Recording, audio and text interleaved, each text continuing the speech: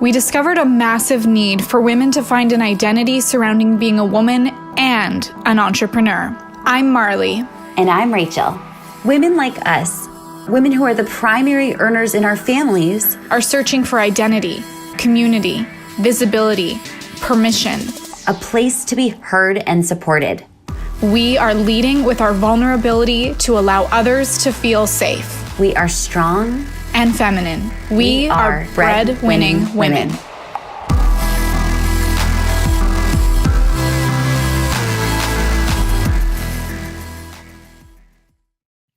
Hey, breadwinning women. Hello, I'm doing the Rachel. If you're listening on the podcast, you don't know, but she does this thing when she starts her Facebook Lives where she has like jazz hands. Hello. I imagine I'm painting a rainbow. Yes. I'm so excited to be here. Marley, you are currently eating something that we don't really eat normally, except Correct. for here. By the way, Rachel, just got a notification that you're live on your page and not on Breadwinning Women. What? You can go live here. That's fine. I'm eating mini eggs. Does anyone have these? Apparently, Americans don't eat these. This might be an interesting experiment. Should we try this? Yeah, let's try it. Let's see who told that. Women. We're live on Rachel Peterson's page. Maybe we'll go live on my page after. I kind of like that idea. So, Marley, we're going to be together in person. Rachel, I finally convinced her to come to Canada. It took a lot of convincing. I'm not going to lie. Why? Comment below hashtag A. I don't know. Hashtag A. I like that. It's so funny because Americans have a really weird and funny attitude towards Canadians. And I noticed it once we became really good friends with you guys. And I was like, Americans always make Canadian jokes. And you guys have pretty good systems going on in Canada. There's no drama in Canada. And there's free healthcare because if there is drama, we go get our feelings checked for free. That's my favorite joke about my husband. It's her favorite joke. She tells it all the time. Every time. Every single time. I had bronchitis for a month, undiagnosed, because I was in the States for a month and didn't want to go to the doctor to have to pay for healthcare. So I suffered. Obviously, that was a mistake on my part, and it would have been way more worth it for me to just go get my bronchitis checked when I was in the States. I've learned my lesson, but I've just never tried your expensive healthcare. It's not that bad. We don't even have insurance and we pay for everything in cash, and it actually saves us money. Which as an entrepreneur, I think that makes sense. Yeah. Isn't that interesting? Like, we paid for a child delivery in cash, and it was cheaper than the cost of having insurance for a year. Mm-hmm. So crazy. So we're going to be talking about something interesting, and I'm actually really excited we're doing this somewhere else today. Surprise. Okay. We want you guys to comment below and share with us your thoughts on something really interesting, because I was asked a question recently that it was tough for me to answer. But it was, what is the most important trait an entrepreneur can have? And it's an interesting convo. So I was pre-given, I'll let you guys answer first, and then I'll share with you the 5 options I was given. I can actually only remember 4. Oh, it was multiple choice? Yeah, there was 5 answers. They already predetermined your own answer. What was that? So you weren't coming up with your own answer. It was, this is what do you think is the most important? Interesting. Isn't that crazy? Because I would think there's so many answers that could be given, and I want to see the comments below of what you guys think. What's the most important trait that you can have as an entrepreneur? Because when Rachel told me her answer, I was like, that's a good one. I would have picked something different. I think both are equally as important. It's so interesting. So we can answer it totally open-ended, but I want to see everyone's comments. Like, what is the most important trait that you can have as an entrepreneur? Mm-hmm. So interesting. We've got some awesome answers coming in. We've got people skills. Tenacity, good one. I like that. Persistence. Mindset. People skills with the Z. Oh, see, that was the Canadian in me with the Z. Yep, the Z. Look at that Z all up in there. Hashtag A if you are Canadian watching this. Hashtag double double. Only Canadians will know what that is, right? You got it. I've taught you what that means. Double double. You remember what double double means? Nope. Okay, Canadians in the comments, let's tell Rachel what double double. No.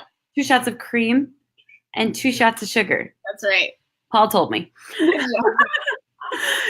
Double, double. Double, double. So here's some more awesome answers. We've got integrity. I love that. That's one of my favorites. Endurance past comfort.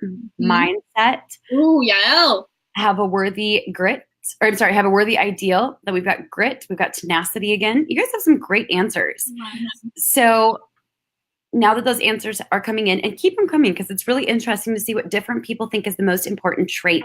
I'll share with you the 4 answers that I remember. So I am still apparently in the running for Forbes 30 under 30, which is crazy, and I'm just waiting. And so at this point, you know, when you've been waiting long enough for something where you're like, it might not happen, and you're kind of past that initial first week's rush where you're like, oh, what if this happens? So now I'm kind of just like, I'm just going to live my life. If it happens, great. If it doesn't, that's cool too.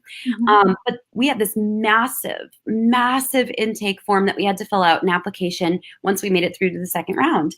And this question was, what is the most important trait an entrepreneur can have? And the question wasn't just open answer. It was multiple choice.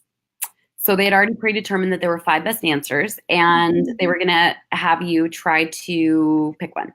So there was curiosity, there was grit, there was passion, skills, and I want to say tenacity or endurance was the 5th one.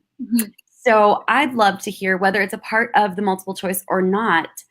And there's so many great answers coming in, by the way. There's perseverance, adaptability. Samantha said woohoo, but I know that's not one, but I also agree with that too. We've got good energy to have in entrepreneurship. Woo-hoo! I actually think that's huge. Innovative, that's pretty cool. Marley, what do you think is the most important trait that an entrepreneur can have? Well, I am going to agree with the person in the comments that said integrity. And for me, integrity, I talk about commitment all the time, following through, being committed to what you're doing, not just having ideas and empty promises, is committing and treating that as a commitment. Commitment to me is so important. So with myself, self-integrity, with others, it's about being true to who you are and following through, being reliable, being a person of integrity, that when you say something, you are impeccable with your word, that people can trust that what you say, you're going to do. Actions speak louder than words. So impeccable with your word and impeccable with your actions. I like that. I had a feeling yours was going to have to do is something with commitment. That was my gut feeling, and it totally does. Yeah. The one that I selected is also the one that I probably would have picked anyways, and that is grit. Grit to me is everything. The ability to push through, the ability to honestly just like grind your teeth and get it going and keep going when it's hard. I think grit is huge because a lot of people give up before you should, which is interesting. That's why so many companies fail, is because they're not willing to push past that hard part. That's why companies will go under when their leader, like, I think that good leadership comes from the top. If your leader isn't that someone with grit, how do people learn by example? How are they going to follow that? And another thing that's interesting is your favorite trait, integrity, is huge too, because that starts at the top. If a company is full of corruption, it's because of how the culture was built from the very beginning. And guess who's alone in a company at the very beginning? The creator, the founder, the brains behind everything.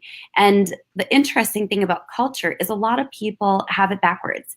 They think that culture is something that you can build and infuse later on.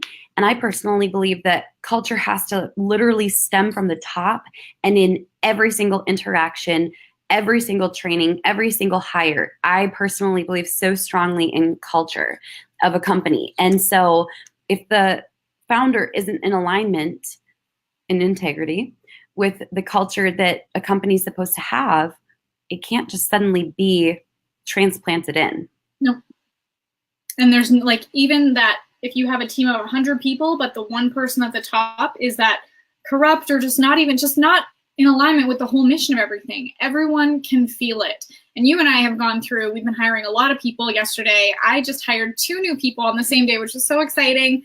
And they put in their 2 weeks notice, so they're not starting yet, but I'm so excited.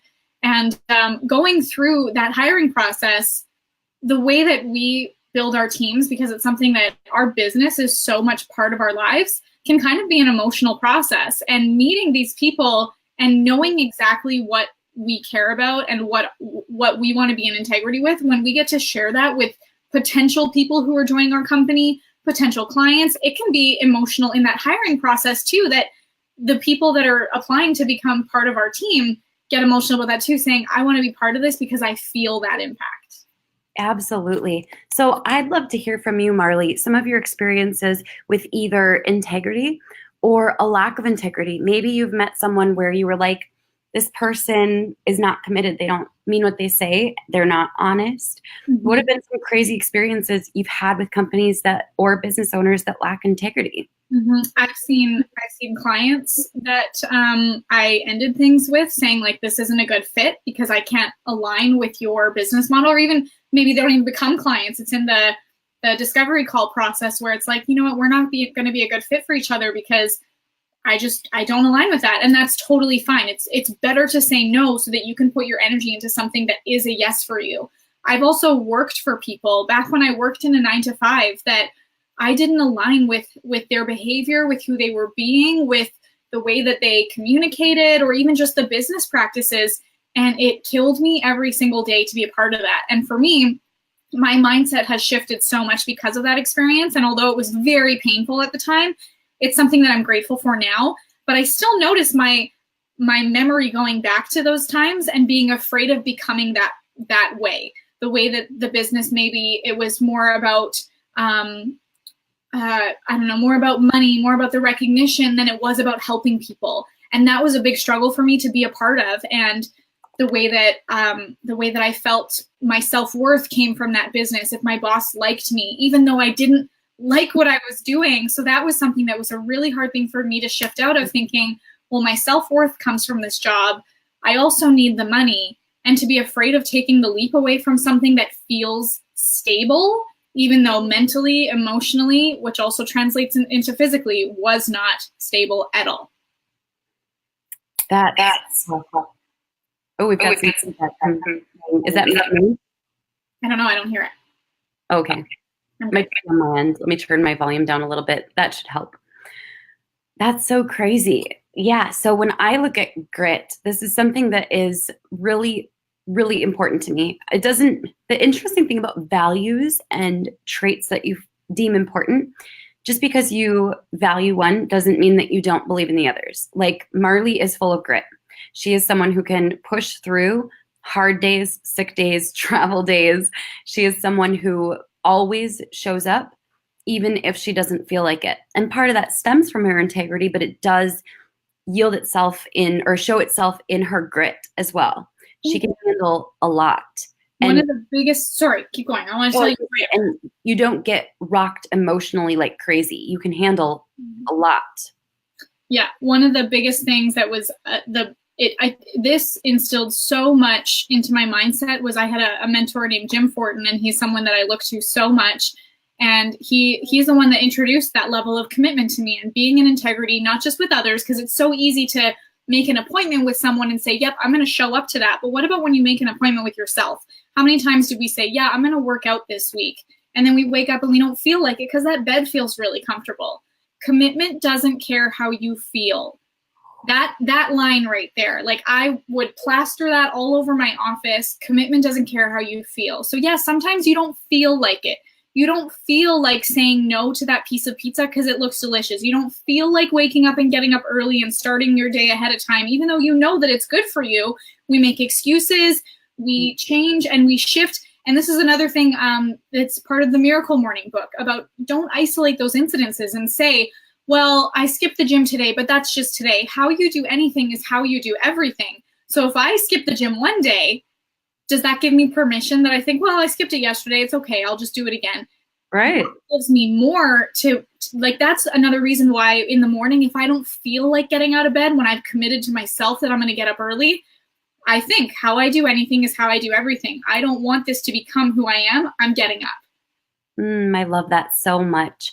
And for me, grit, it's interesting because grit also relates to integrity. You know, for me, grit is about doing business even when you don't feel like it. It means even when things are hard and even when things aren't glamorous, or when you have a big project that you are assigned to, that you brought on for a client. Even if you want to go to a game night with your friends, it means you're going to have to white knuckle it either when your friends leave or say no to the dinner and game night and go and get that project done. Grit means when most people give up, there's this really interesting analogy. When most people give up, you keep going. And there's a lot of success that can be found in keeping going after you think you can't take anymore. It's really interesting. Now, this isn't related to like absolutely extreme cases, but I think we sometimes underestimate our own strength. We don't realize how strong we are mentally, physically. I mean, how many times have we watched like TV shows, reality shows where people are like, I can't go anymore. And like, if I were on a reality show, I'd be nervous that I'd be that person who's like, I can't, my body can't. But obviously you can make it. You can make it through so much more than you think you can. And so I sometimes think about like back when I was a single mom and I had to walk like this crazy, ridiculous distance. This sounds like those stories your parents tell you where you're like, yeah, okay. I had to walk, I think it was a mile or a mile and a half to get to my bus stop, which isn't a big deal, except that I was pregnant. And we have subarctic winters in Minnesota. And so there were some days where there were massive snowfalls and I would bundle up. And I just remember I would literally think 1 step, 2 steps, just keep going. And all I wanted to do was give up and be like, no, I'm just going to go home. I just would rather be in my covers, chilling, relaxing. But it's about saying, can I go another step? Can I go another 10 steps? Can I keep going when my body and my mind say you're done? There's so many times where people want to give up. And it's like that. Have you seen that picture? I've seen it on Facebook, on Instagram, where it's like that person that's chipping away and they're like inches away from a gold mine and they give up and then they walk away. And then there's the other person that's still going through and they're so close. It's like, you don't know what other, like that next step. I love that story that you just told about, like, you just like 1 foot in front of the other, just keep going, keep your eyes on the mission. And when you know what your purpose is, when you have that mission that's bigger than you, that's what's going to encourage you to keep going. So Rachel, like for you, you are an advocate for so many women, for people who feel like they might be stuck in their 9-to-5, to give them a life that's better than what they imagined, to teach, to be a role model for families, for children, for your own family and your girls and your son. And that's what I imagine, knowing you, is part of what keeps you going. But there's also so much more. So when you have that moment of like, I can't, I'm tired, I feel like quitting, you don't, because it's more than just you. And so if anyone is ever struggling with like, how do I stay motivated? That's it. You have to find the purpose that's bigger than you. Yeah, absolutely. For me, it's about thinking of all of the people who look up to me. And you might say, well, there's no one who looks up to me, but think about your kids. Your spouse might look up to you. It might be your 13-year-old cousin who thinks you're the greatest thing in the world. And if you are someone who quits, that's an example that you're setting for all of those people. And it starts in a small way first. And that's oftentimes what keeps me going, is like, I'm leading people and I'm leading by example. And if I just quit things when they're hard, what does that tell everybody else? A great example of this is on like Biggest Loser. I love that show. I think it's awesome. On The Biggest Loser, oftentimes people are like, I can't do this anymore. You see it like, but obviously they can, right? They obviously can make it through all the weeks. And before you know it, they're running a 5K. It's not easy at first, but at first they just have to start with running down the block. And when you stop saying I can't because Jillian Michaels is screaming in your face, suddenly it's a lot easier to keep going. I want you to imagine that all of the people that you could let down are screaming in your face. Please don't give up. Show me that there's a better way. Mm-hmm. And there's the people that are watching you right now that you know of, like your daughters, your kids, your parents, your in-laws, whatever, like the people that you know are watching you. But there's also the people you don't know and the people that haven't met you yet that are waiting for you to show up.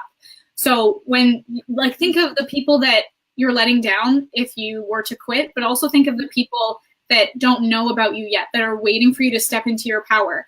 I think it was Russell Brunson who we heard this story from, or it's probably been told a few different times, of how everyone was trying to run that 4-minute mile and they couldn't. But then once the first person did, the next year, so many more people started running a 4-minute mile. What if you were the person that was the person who set that milestone to say, I did it, you can too.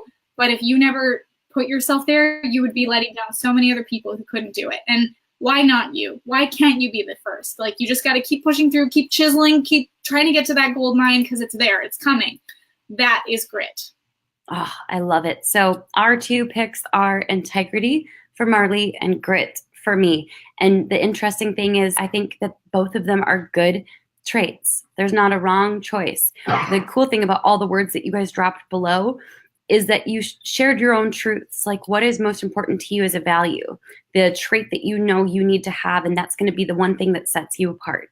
So I'm so proud of everyone for sharing. I love that we are accidentally live on my page with Breadwinning Women, but I also like all of the awesome comments. You guys have been so much fun today. So anything else we want to share?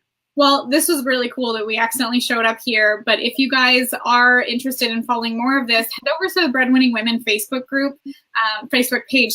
We have a Facebook page that we go live on every Wednesday. Today was a surprise, and Rachel's going to be with me in Canada on Monday. So I'm thinking that we'll probably go in on Monday as well. We have our YouTube channel and a podcast that we'd love for you to go subscribe to so that you can keep getting updates and join us on Breadwinning Women Wednesdays. We'll see you guys later. Bye.